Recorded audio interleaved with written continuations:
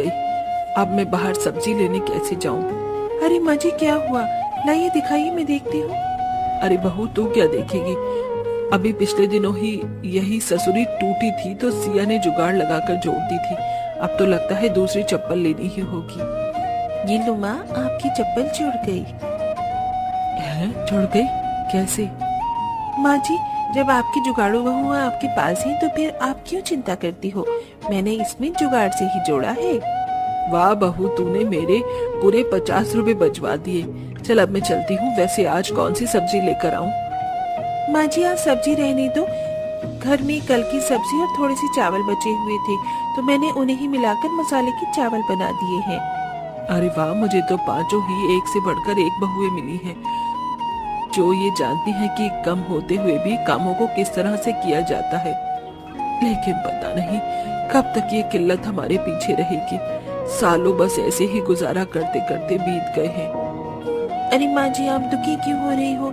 अगर आज मुश्किल है तो आसानी भी जरूर होगी, इसलिए ज्यादा दुखी मत होइए। हाँ माँ जी, कम से कम हम सभी एक साथ हैं और 2 वक्त का खाना मिल रहा है तो बस फिर और क्या चाहिए।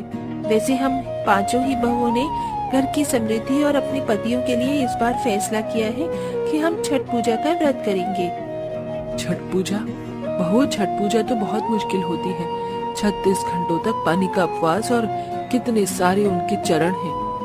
और पूजा के लिए तो नदी किनारे भी जाना होता है। हमारे इस गांव में तो आसपास कोई नदी नहीं है। छठ पूजा के बारे में मत सोचो। इस जगह और इन हालातों में बहू तुम ये व्रत नहीं कर पाओगी। नहीं माँ, अब हम मन बना चुके हैं और हम अब इससे पीछे नहीं हटेंगे। और वैसे भी फूलों तक पहुँचने के लिए कांटों से गुजरना होता है और जितना कठिन प्रयास हो उतना ही अच्छा फल मिलता है, तो हम इस प्रयास को करने से पीछे नहीं हटेंगे। बहू मेरी बात को समझो, ये उतना आसान नहीं है जितना तुम्हें लग रहा है। इसमें तुम्हें बहुत पापड़ बेलने पड़ेंगे, ऊपर से सारे घर का काम सर पर रहता है। माँ जी आपकी बहू कमजोर नहीं है, हम सब कुछ अच्छे से संभालेंगे। और बात रही इस पूजा और व्रत की, तो हम नियमों की तो वो भी हम जुगाड़ से किसी तरह कर ही लेंगे।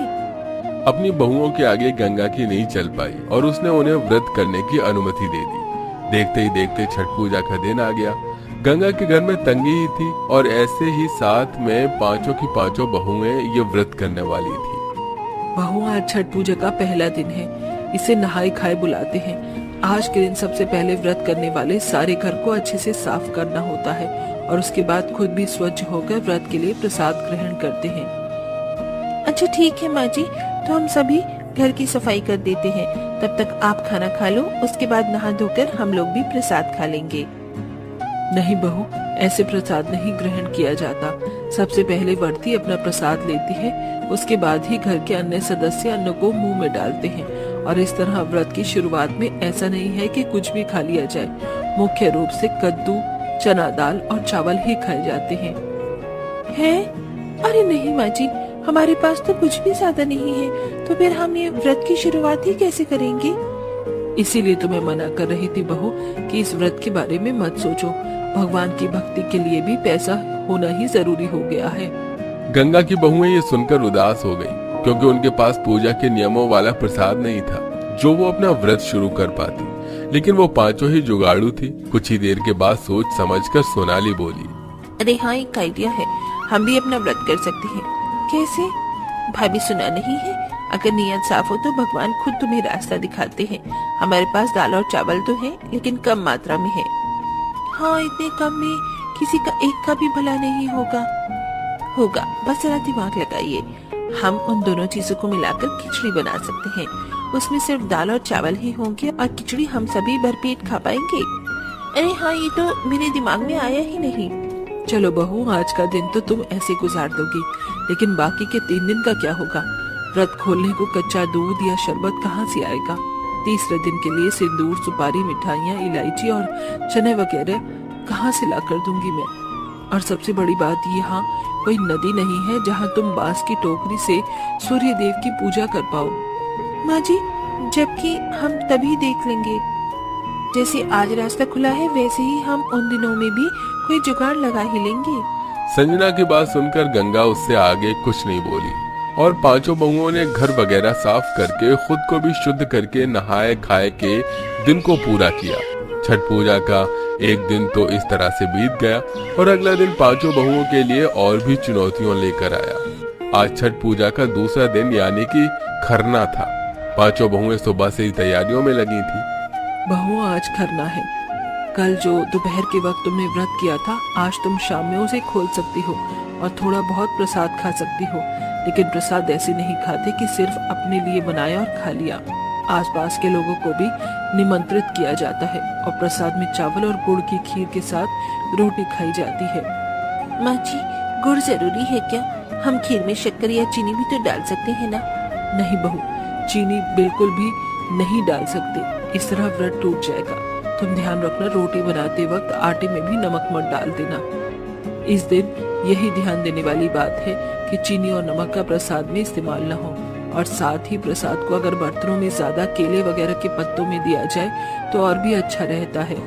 सभी बहुएं अपनी सास की बात को समझ गईं। फिर क्या था, उनके पास पैसे नहीं थे। वो सभी जंगल गईं और वहाँ से केले के पत्ते ले आईं। अब बात थी कि वो खीर किस तरह बनाए। हम खीर कैसे बनाए? हमारे पास तो न पैसे और न ही सामान। संजना भाभी, भगवान ने जब दिमाग दिया है तो परेशान नहीं होना चाहिए।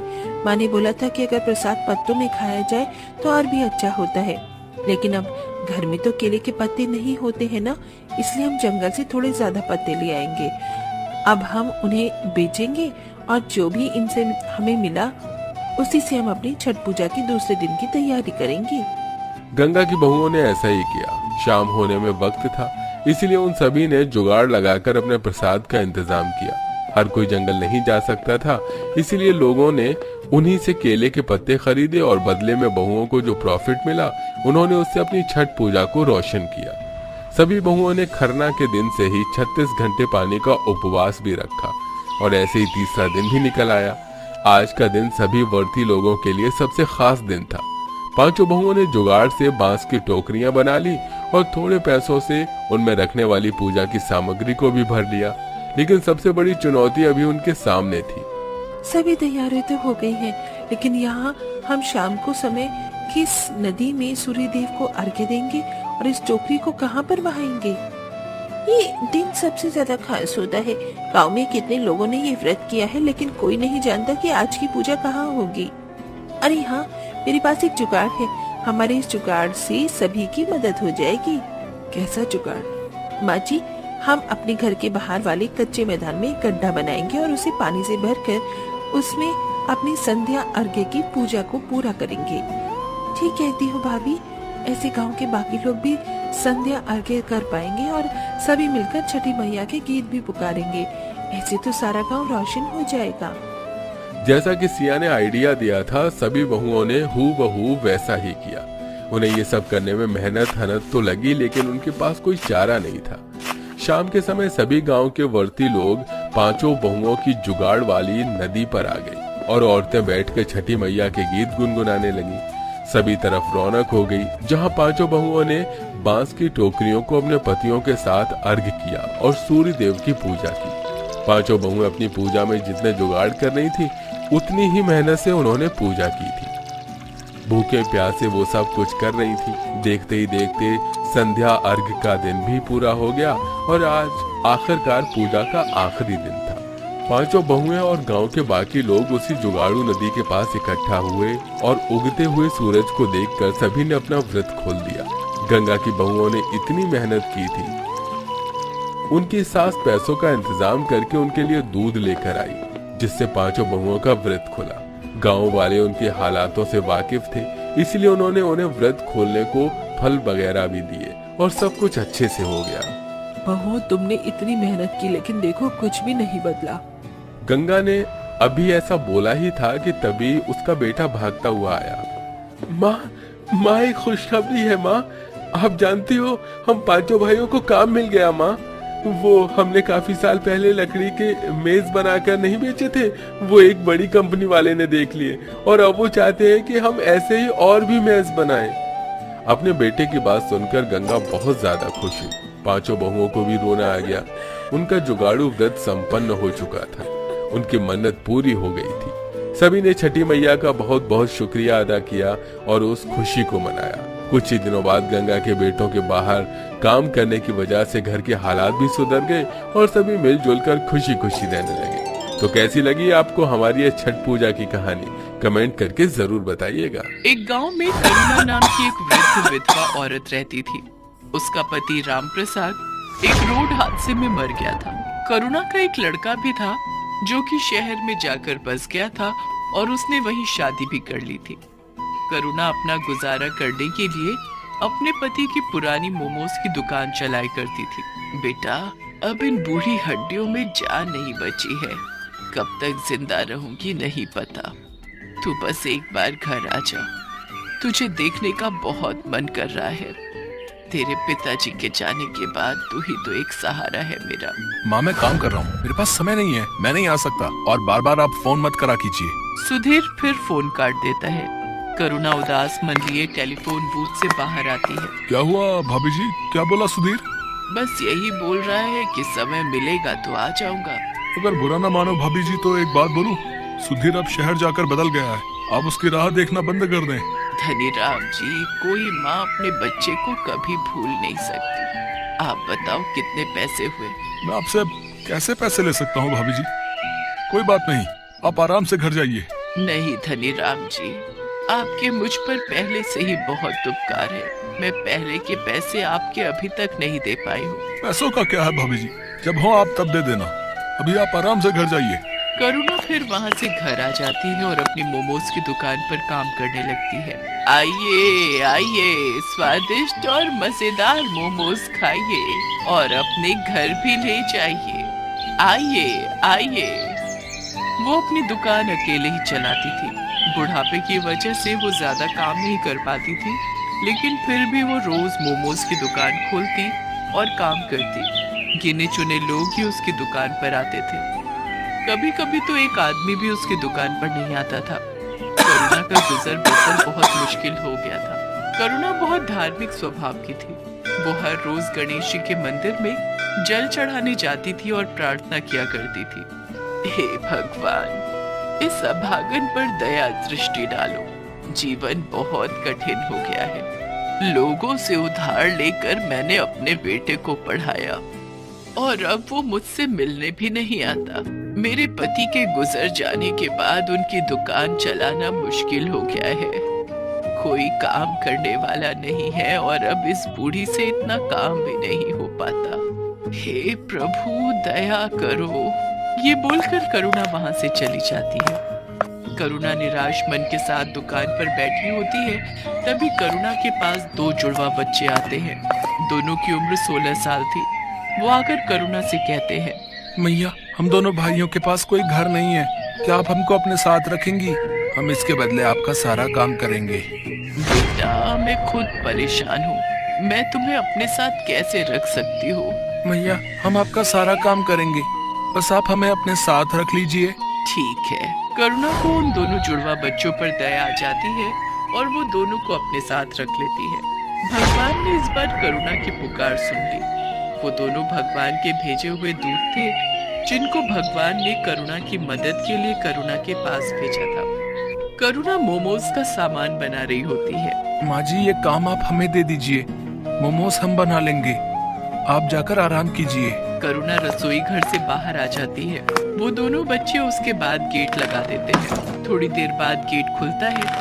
करुणा देखती है कि सारे मोमोज बहुत अच्छे से तैयार हो गए हैं। करुणा ये देखकर बहुत खुश होती है। अरे वाह, तुम दोनों ने तो बहुत अच्छा काम किया है। फिर करुणा उन दोनों बच्चों के साथ अपनी मोमोज की दुकान खोलती है और मोमोज बेचने लगती है। आइए आइए, स्वादिष्ट और मजेदार मोमोज खाइए और अपने घर भी ले जाइए। आइए आइए। आज करुणा के मोमोज में से ऐसी खुशबू आ रही थी जैसी कभी नहीं आई। पूरे बाजार के लोग मोमोज की खुशबू से आकर्षित होकर करुणा की दुकान पर आने लगे और देखते ही देखते करुणा की दुकान पर भीड़ लग जाती है। अरे एक प्लेट मोमोज देना। मुझे भी दे दो एक प्लेट। अरे वाह वाह वाह, इतने स्वादिष्ट मोमोज तो मैंने आज तक कभी नहीं खाए। वाह वाह वाह वाह वाह। करुणा लोगों की ये सारी बातें सुनकर काफी खुश होती है। देखते ही देखते उसके सारे मोमोज बिक जाते हैं। आज तो बहुत अच्छी कमाई हो गई। अगर ऐसे ही मेरे मोमोज बिकने लगेंगे तो मेरा सारा कर्ज उतर जाएगा। दोनों बच्चे अब करुणा को कोई काम नहीं करने देते। दोनों मोमोज बनाते और करुणा के साथ उन्हें बेचने भी जाते। उन दोनों के बनाए मोमोज में ऐसा स्वाद था कि हर कोई उंगलियां चाटता रह जाता। एक रात की बात है, वो दोनों बच्चे रसोई घर का दरवाजा बंद करके मोमोज बना रहे थे। कमाल है, हर रोज ये दोनों रसोई घर बंद करके मोमोज क्यों बनाते हैं? आज देखती हूँ ये ऐसा करते क्या है। करुणा चुपके से जाकर खिड़की में से झांकती है। वो देखती है कि उन दोनों जुड़वा बच्चों के हाथ में से चमत्कारी शक्तियां निकलती हैं, जिससे मोमोज अपने आप बनते हैं। ये जादू देखकर करुणा दंग रह जाती है। वो तुरंत उन दोनों के पास जाती है। दरवाजा खोलो। जी माँ जी। तुम लोग कौन हो? क्या? मैंने सब देख लिया खिड़की में से, जल्दी बताओ। डरिए मत, हम आपको कोई नुकसान पहुंचाने नहीं आए हैं, बल्कि हम तो आपकी मदद करने आए हैं। हम भगवान के दूत हैं। हमें गणपति जी ने आपकी मदद के लिए भेजा है। क्या सच में गणपति भगवान ने आपको मेरी मदद के लिए भेजा है? हाँ माँ जी, आपकी परेशानी भगवान ने सुन ली और हमें आपकी मदद के लिए ही भेजा है। करुणा ये सब सुनकर बहुत खुश होती है। अब इसके बाद दोनों फरिश्तों के जादू से करुणा के दिन अच्छे होने लगे। दोनों रोज अपने जादू से मोमोज बनाते और करुणा उसे बेच आती। देखते ही देखते करुणा की दुकान चल पड़ी। लोग उसके मोमोज दूर दूर से खाने आते थे। ऐसा करते करते करुणा ने एक बड़ी मोमोज की दुकान खोल ली और धीरे धीरे उसने अपने सारे कर्ज भी चुका दिए। अब करुणा के पास धन की कोई कमी नहीं थी। ये बात करुणा के बेटे सुधीर तक भी पहुंच जाती है। इधर सुधीर की नौकरी भी जा चुकी थी, इसलिए एक दिन करुणा का बेटा सुधीर अपनी बीवी के साथ वापस आ जाता है। माँ प्रणाम, देखो मैं आ गया। अरे सुधीर बेटा, तू आ गया। तुझे देखने के लिए तो ये आंखें तरस गई थी। हाँ माँ, मुझे आपकी बहुत याद आ रही थी। मुझे आप माफ कर दो, मैं पागल हो गया था जो आपसे मिलने नहीं आ रहा था। मेरी मति मारी गई थी, लेकिन अब मैं आ गया हूँ। अब आपको कोई परेशानी नहीं होगी। माँ ये देख, ये तेरी बहू है मीरा। नमस्ते मम्मी जी, हमें माफ कर दीजिए। बेटा, मैंने तुमको माफ तो तभी कर दिया जब तुम मेरी आंखों के आगे आए। आज भगवान ने मुझे सारी खुशियाँ दे दी। अब मुझे कुछ नहीं चाहिए। चलो अब तुम घर। क्या हुआ, तिजोरी की चाबी मिली? हाँ ये रही। अब फटाफट इस बुढ़िया के सारे पैसे निकालो और चलो निकलते हैं यहाँ से। हाँ चलो। मीरा और सुधीर चुपके से जाकर तिजोरी खोलते हैं और वो तिजोरी में से सारा पैसा निकालकर अपने बैग में भर लेते हैं और वहाँ से भाग जाते हैं। भागते भागते वो गांव से बाहर निकल जाते हैं। तब वो थक कर एक जगह आराम करने के लिए बैठते हैं। इतना सारा पैसा मैंने पहली बार देखा है। अब जरा बैग खोलकर दिखाओ तो, इसे जी भर कर देख तो लूं मैं। सुधीर जैसे ही पैसों का बैग खोलता है वो देखता है कि उसमें बस राख है। दोनों फरिश्तों के जादू से वो सारे पैसे राख में बदल गए थे। वो दोनों ये देखकर दंग रह जाते हैं। वो दोनों राख को टटोल टटोल कर देखते हैं, पर पैसों का नामो निशान नहीं होता। अरे अब पैसे कहाँ गए? यहीं तो रखे थे। हाँ, पैसे कहाँ गए समझ नहीं आ रहा है। तभी वहाँ पर दोनों जुड़वा बच्चे आ जाते हैं और वो दोनों सुधीर और मीरा पर जोर जोर से हंसने लगते हैं। अरे मूर्खो, कुछ नहीं मिलेगा उसमें। तुम्हारे मन में जब कालिक भरी है तो उसमें भी कालिक ही होगी ना। कैसी संतान है तू, अपनी माँ को लूटना चाहता है। तेरी माँ ने तेरे लिए इतना सब किया। ये जो मिला है ना तेरे को, ये तेरे कर्मों का फल है। और बिना माँ के तेरा जीवन भी इस राख के जैसा है, किसी भी कीमत का नहीं। अभी भी समय है, सुधर जा और जाकर अपनी माँ से माफी मांग ले। आप दोनों ने हमारी आंखें खोल दी। हम लोभ में अंधे हो गए थे। हम अब से ऐसी गलती नहीं करेंगे, हमें माफ कर दो। फिर मीरा और सुधीर अपनी माँ के पास वापस चले जाते हैं और उसे सब सच बताकर माफी मांग लेते हैं। करुणा भी उनको माफ कर देती है। मैं तुम्हारा शुक्रिया कैसे करूं समझ नहीं आ रहा है। तुमने मेरी इतनी मदद की, इसके लिए धन्यवाद। अब मुझे सब कुछ मिल गया है, मेरा बेटा, मेरी बहू, सब। इसकी कोई जरूरत नहीं है माता, हमने कुछ नहीं किया, ये सब कुछ भगवान ने कराया है। अब आपका जीवन अच्छा हो गया है, तो अब हमारा भी यहाँ से जाने का समय आ गया है। अब आप हमें जाने की अनुमति दें। ये बोलकर दोनों वहाँ से चले जाते हैं। अब करुणा का जीवन बहुत खुशहाल हो गया था। अब उसको किसी चीज की कमी नहीं थी। उसकी मोमोज की दुकान भी अच्छी चल रही थी। अब वो अपने बेटे और बहू के साथ अपना बाकी का जीवन खुशी